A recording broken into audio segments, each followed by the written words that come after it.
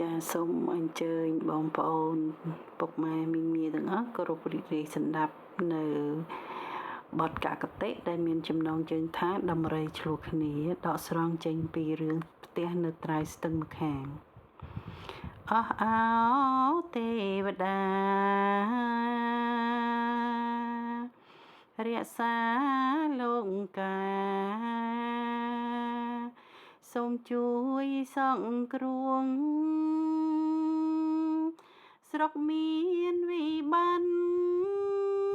ដាមដោយចំលួងសង្គ្រាមកងគងអើយប្រជាទុងភ័យរួងយ៉ាងវេទនាបងត្រែបទាំងទ្រាំព្យារបួងរីងរៃគ្រួសារព្រាត់ប្រាំងប្រពន្ធព្រាត់ប្តីសង្គ្រាមចង្រៃថ្ងៃណារលត់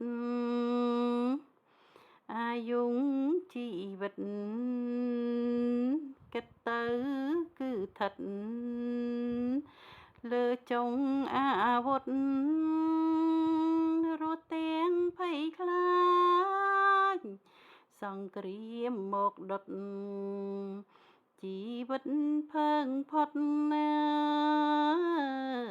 យសង្ខារសងសូនដំរីឆ្លងគ្នាប្រយន្តពីធាគុំនុនគុំគួន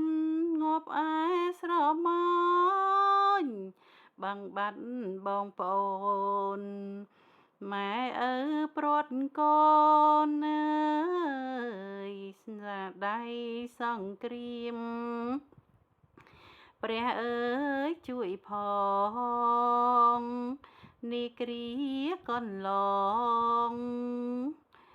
នៃមនុស្សដណ្ដើមលែងដឹងខុសត្រូវប្រឡាំងដោយឈាមលោកីរងកម្មអើយថ្ងៃមួយសិនតង